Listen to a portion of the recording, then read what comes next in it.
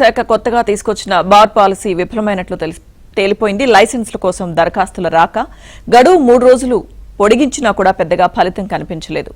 840 బార్లకు notification జారీ చేయగా శుక్రవారం రాత్రి 10 గంటల వరకు 369 బార్లకే 4 లేదా అంతకంటే ఎక్కువ దరఖాస్తులు వచ్చాయి.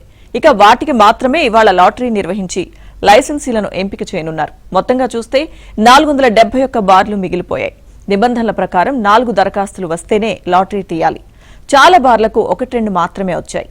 తూర్పుగోదావరి, డాక్టర్ బిఆర్ అంబేద్కర్ కోనసీమ జిల్లాలో బార్ పాలసీకి ఏమాత్రం స్పందన కనిపించలేదు. ఇక 2 జిల్లాల్లో కలిపి ఒక్క బార్కే 4 దరఖాస్తులు అందాయి.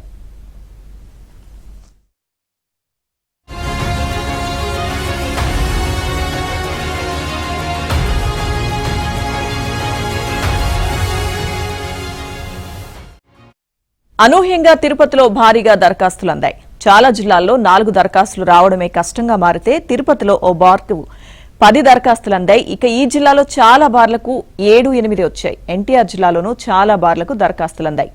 మరీ ఎక్కువగా రాకున్నా పలు బార్లకు 4 దరఖాస్తులు వచ్చాయి. ఇక బార్ పాలసీ విఫలం కావడంతో ఎక్సైజ్ శాఖ అధికారులు డీలా పడిపోయారు.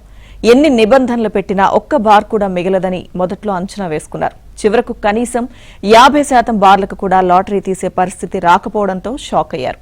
మరోవైపు కల్లుగీత కులాలకు కేటాయించిన 84 బార్లకు 75 దరఖాస్తులు అందాయి.